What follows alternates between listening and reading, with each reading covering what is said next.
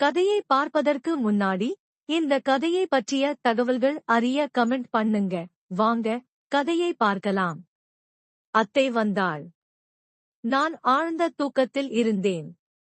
யாரோ என்னை தட்டி எழுப்ப கோபத்துடன் எழுந்தேன். எழுப்பியது என் அம்மாதான். ஏன் எழுப்பினீர்கள் என்று கேட்டபோது என் அத்தை வந்திருப்பதாக கூறினார்கள். நான் வேகமாக கிளம்பிச் சென்று பார்த்தேன். அங்கே என் அத்தை புவனேஸ்வரி, நாங்கள் புவனா என்று அழைப்பவர், அமர்ந்திருந்தார். சிறுவயதில் பார்த்தது, அதன் பிறகு வெகு நாட்கள் ஆகிவிட்டன. அவர் என் மாமாவுடன் துபாயில் தங்கியிருந்தார். அரை தூக்கத்தில் அவரது அழகை ரசித்துக் கொண்டிருந்தேன். அப்படியே சென்று பிரஷ் ஆகிவிட்டு புவனா அத்தையிடம் பேச ஆரம்பித்தேன். அத்தை என்னை பார்த்து, இவ்வளவு பெருசா வளர்ந்துட்டய என்று கேட்டார். நான், நீங்க அப்படியேதான் இருக்கீங்க அத்தை என்றேன். அதற்கு அவர், எல்லாரும் அதையேதான் சொல்லுறீங்க என்றார். நான், மாமாவை காணவோமே என்று கேட்டேன். அத்தை, அவர் வரலேடா இராவனா. இங்கே ஒரு இடம் இருக்கு, அதை விக்கலாம்னு வந்தேன் என்றார். பாப்பாவை எங்கே என்று கேட்க, அவளுக்கு ஸ்கூல் இருக்கு அதான் என்றார்.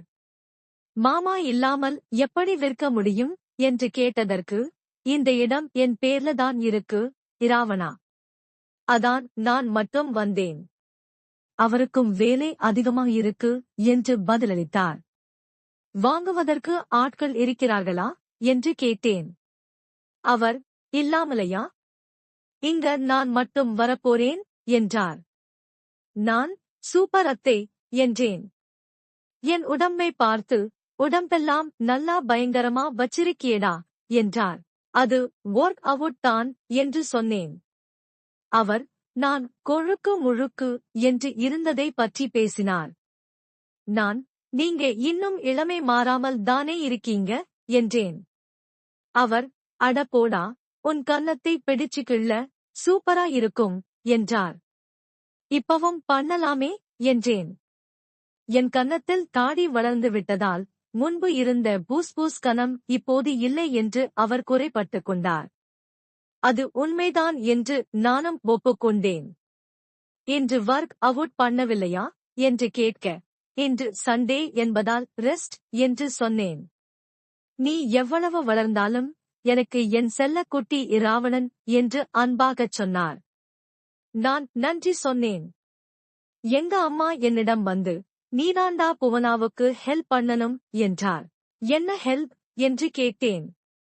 அத்தை கூட போய் அந்த லேண்ட் சேல் பண்ண ஹெல்ப் பண்ணு. கூட துணைக்கு இரு என்று அம்மா கூறினார். அப்பாவுக்கு என்ன ஆச்சு என்று கேட்டபோது, அவருக்கு அவர் வேலையை பார்க்கவே நேரமில்லை என்று அம்மா சொன்னார். புவனா அத்தை என்னிடம் கெஞ்ச வேண்டாம் என்று சொன்னேன். உதவி செய்வதாக உறுதி அளித்தேன்.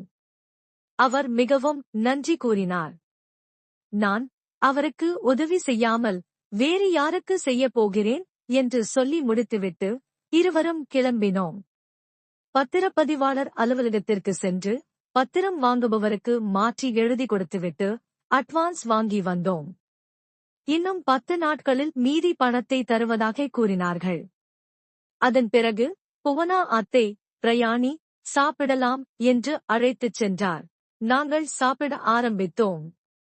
அத்தை எங்கிடம், கேள் ஃப்ரெண்ட்ஸ் யாரும் இல்லையா என்று கேட்டார். அப்படி யாரும் இல்லை என்று சொன்னேன். அவர், என்னடா இப்படி சொல்லுற? அப்புறம் எதுக்கு உடம்பை இப்படி வச்சிருக்க என்று கேட்டார். நான் உடம்பை தயார்படுத்தியதற்கான காரணமே பிரேக்கப் தான் என்ற ரகசியத்தை அவரிடம் சொன்னேன். அவர் ஆச்சரியத்துடன், என்னடா இப்படி சொல்லுற? உன்ன ஒருத்தி வேண்டாம்னு சொல்லிட்டாளா என்று கேட்டார். ஆமாம் அத்தை. அதை பத்தி பேச வேண்டாம். இப்போதான் அதிலிருந்து கொஞ்சம் கொஞ்சமாக வெளியே வந்து கொண்டிருக்கிறேன் என்று கூறினேன். அதை கேட்ட அத்தை, ஓகேடா செல்லம். இப்போ என்ன வேலை பார்க்கிற என்று கேட்டார். நான், ஃப்ரீலான்ஸ் சாஃப்ட்வேர் டெவலப்பர் என்று பதிலளித்தேன். அவர், சூப்பர்டா. பேசாமல் துபாய் வா, உனக்கு அங்கு நல்ல எதிர்காலம் இருக்கு என்றார். நான் லண்டன் போலாம் என்று இருப்பதாக சொன்னேன். நீ பெரிய ஆளுதாண்டா என்றார். அதோடு நான் இன்னொரு வேலையும் செய்வதாக சொன்னேன். என்னடா பண்ற இராவணா என்று அத்தை கேட்டார். நான் லவ் அண்ட் ரொமாண்டிக் கதைகள் எழுதுவதாக தெரிவித்தேன். அவர், நீ வேற லெவல்தா இராவணா என்று பாராட்டினார். நான், அப்படி எல்லாம் ஒன்றுமில்லையா அத்தே என்றேன். அவர், உன் கதை இருந்தா கொடு, படிக்கிறேன் என்று கேட்டார். நான், வேண்டாம் அத்தே என்று மறுத்தேன். ஏன் என்று அவர் கேட்டதுக்கு, அதெல்லாம் ரொமாண்டிக் கதைகள், கொஞ்சம் ஒரு மாதிரி இருக்கும் என்று விளக்கினேன். அவர் சிரித்துக்கொண்டு, தம்பி, நான் ஒரு குழந்தைக்கு அம்மா. அதை மனசுல வச்சுக்கோ என்றார். நான் தயங்கி, நான் கதை எழுதுவது யாருக்குமே தெரியாது. உங்களுக்கு மட்டும்தான் தெரியும் என்று கூறினேன். ஏன் என்னிடம் மட்டும் சொன்னாய் என்று அவர் கேட்டார். நான், நீங்க துபாயில இருந்த ஆளு, கொஞ்சம் ஓபன் மைண்டடா இருப்பீங்க, அதான் என்று காரணம் சொன்னேன். அவர் சம்மதித்து, கதையை சண்ட் பண்ண சொன்னார், படித்துவிட்டு சொல்வதாக கூறினார். நான் ஒப்புக்கொண்டு, படிச்சிட்டு, என்னை எதுவும் சொல்லக்கூடாது என்று நிபந்தனை விதித்தேன். அவர், அதெல்லாம் ஒன்னும் சொல்ல மாட்டேன் என்றார்.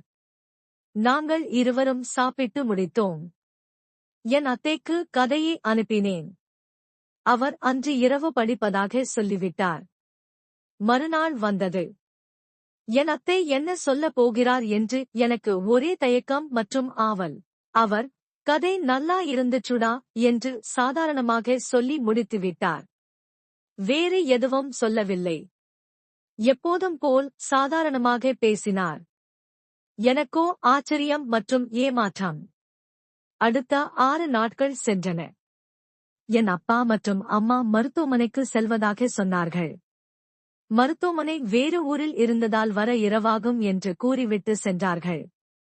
மதியம் நான் சாப்பாடு ஆர்டர் செய்தேன். நானும் அத்தையும் டைனிங் டேபிளில் அமர்ந்து சாப்பிட்டு முடித்தோம். சாக்லேட் ஐஸ்கிரீம் இருந்தது. அத்தை அந்த டைனிங் டேபிளிலேயே அமர்ந்து என்னிடம் பேச ஆரம்பித்தார். என்னடா, கிளீன் ஷேவ் எல்லாம் பண்ணி, நல்லா ஹேண்ட்ஸமா இருக்க என்று கேட்டார். நான், எப்பயுமே இப்படித்தான் இருப்பேன் அத்தை என்றேன். உன்கிட்ட ஒன்னு சொல்லணும் இராவணா என்று அவர் ஆரம்பித்தார். சொல்லுங்க என்றேன். உன் கதையை பற்றி என்றார். சொல்லுங்க என்றேன். அவர், அதெல்லாம் உண்மையா என்று கேட்டார். கொஞ்சம் உண்மை, கொஞ்சம் கற்பனை என்றேன். எதெல்லாம் உண்மை என்று அவர் துருவினார். நான், லவ் அண்ட் ரொமான்ஸ் என்றேன். அவர், ரொமான்ஸ் எல்லாம் உண்மையா என்று கேட்டார். நான், ஆமா அத்தை என்று சொன்னேன். அதன் பின்னர் இருவரும் மகிழ்ச்சியாக இருந்தோம். இந்த கதையை முழுவதும் பார்க்க கமெண்ட்ல இருக்கிற இன்ஸ்டா ஐடிக்கு கதைன்னு டிஎம் பண்ணுங்க.